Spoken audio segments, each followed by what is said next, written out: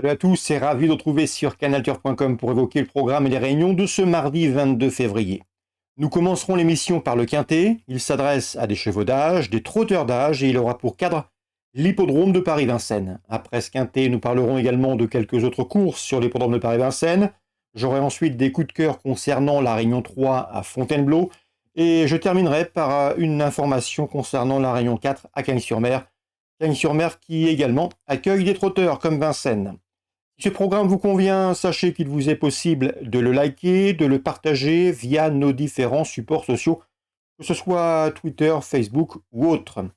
On commence donc par le quintet, le prix de Chennai. J'aime beaucoup le numéro 10, Epsom d'Airfray, un cheval que l'on a appris à connaître dans les tournois de ce genre. Il avait été retardé par des ennuis de santé par le passé. Il rattrape désormais le temps perdu. C'est un cheval qui a réalisé un excellent meeting d'hiver. Lors de ses 5 derniers parcours, il s'est permis le luxe de remporter 4 quintets. Un cheval très dur à l'effort, capable de venir s'installer en tête assez rapidement et de durcir la course, c'est-à-dire imprimer une allure élevée et ainsi émousser la pointe de ses rivaux. Le 10, Epsom d'Airfray, confirmation entendue malgré son rendement de distance. Son compagnon d'entraînement, le numéro 3, Falco d'Avaroche, conduira l'opposition. Un Falco d'Avaroche qui a couru 2 fois depuis le début de l'année pour autant de succès.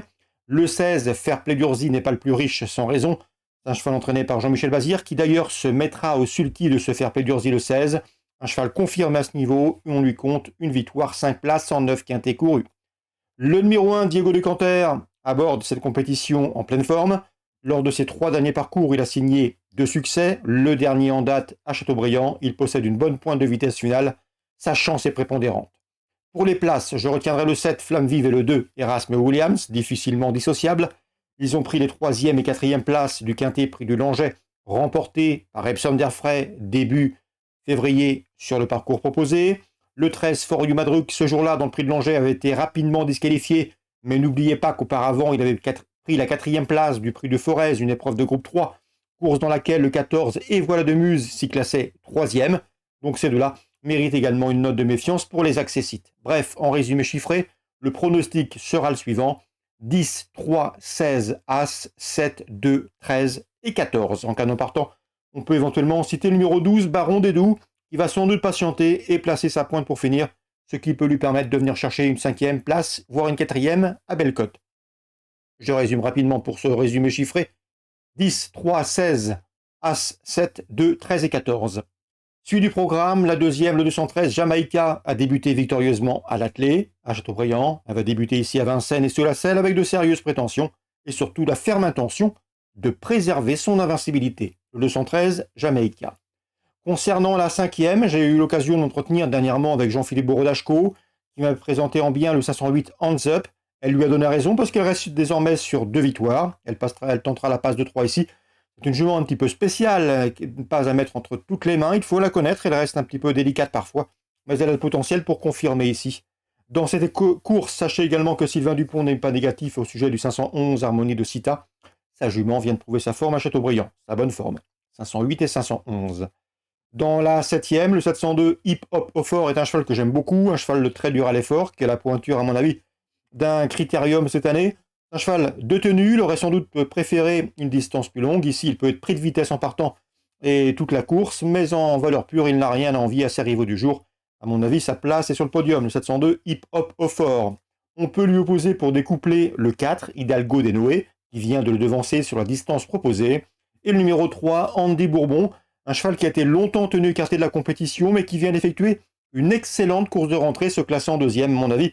Ce cheval va faire parler de lui au cours des prochaines semaines, et dès ce mardi. Donc la 7e, le 2, le 3, le 4, pour découpler, éventuellement gagnant ou placé. Concernant la 8e, il y a un cheval que j'ai repéré en province, c'est le 811 Indivet, qui a montré de belles choses, encore un peu vert, mais un cheval qui progresse, et à mon avis, qui a le profil pour réussir dans les tournois de ce genre. Il est estimé par son entraîneur, Bertrand Le Belair. Le 811 Indivet, à suivre en confiance, un cheval qui, à mon avis, va rapidement garnir son compte en banque. Concernant Fontainebleau, la Réunion 3, dans la 3e, j'aime beaucoup un cheval qui s'appelle Saint-Père. Le cheval a déjà bien fait sur le steeple de Fontainebleau, il s'est classé 2e, il a gagné depuis en haie. À mon avis ici, le lot est dans ses cordes, le 304 Saint-Père. Le 601 Fandango fait face à un engagement très intéressant pour sa course de rentrée. Dès lors, il ne faudrait pas être étonné de le voir s'imposer d'entrée de jeu. Le 601 Fandango. Concernant la 8e, j'ai eu l'occasion d'entretenir avec Nicolas Paysan. Il présentera un AQPS inédit, c'est le 810 Idol Star, qui d'après lui devrait bien débuter et peut parfaitement intégrer un podium à une belle cote.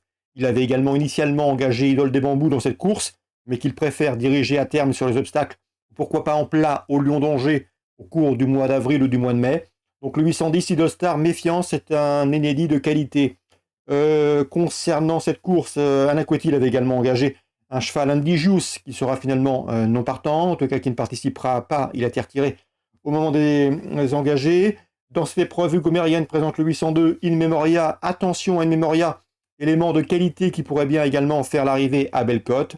Ces deux chevaux, le 810 et le 802, devront toutefois contrer la coalition Emmanuel Cléieux qui aura de nombreux partants dans cette course.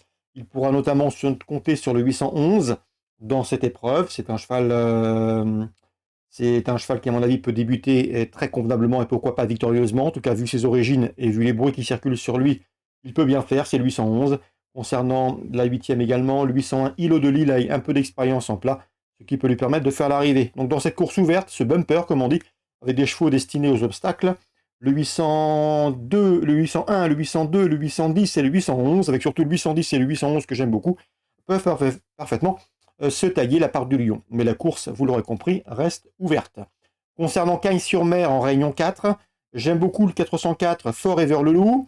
Je m'étais entretenu il y a de cela quelques semaines avec Hervé Chauvelafay qui m'avait dit que ce cheval était en retard de gain, un cheval qu'il a volontairement placé chez Nicolas Hensch, car le cheval est meilleur gaucher que droitier, et il y a plus de courses en sud-est pour lui ailleurs dans le centre-est où il tombe notamment à Lyon à Saint-Galmier ou Lyon-la-Soie des cordes à droite.